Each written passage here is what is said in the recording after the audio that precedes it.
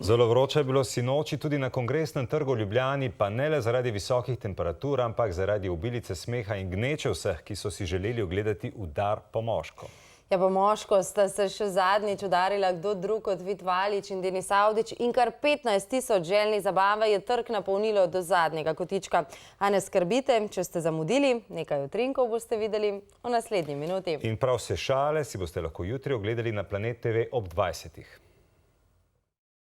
Sam, da ne boste zdaj rekli, lega, v Sloveniji živi pa za Bosno navija. Ni res. Jaz hodim na tekme in tudi za Slovenijo navijam.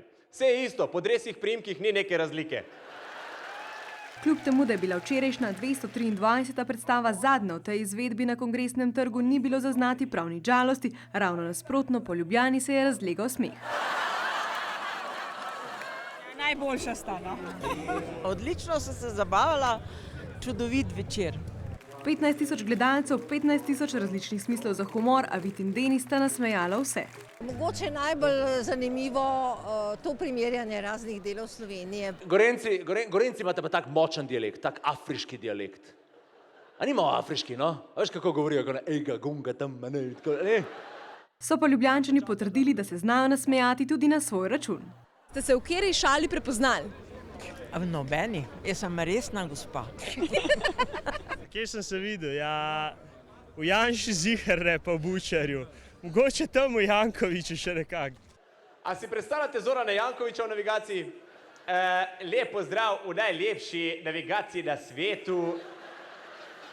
Ni treba tipkati, je že ve, kaj greš, ne?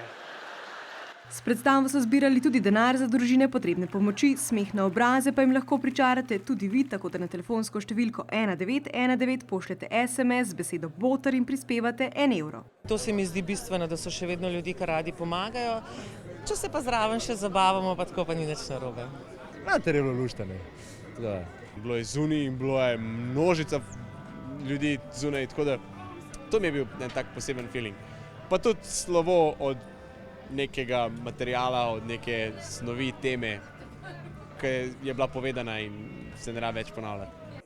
A vsako slovo prinaša tudi nov začetek, zato se Denis in Vid že pripravljate, da bosta po moško udarila v drugem delu predstave.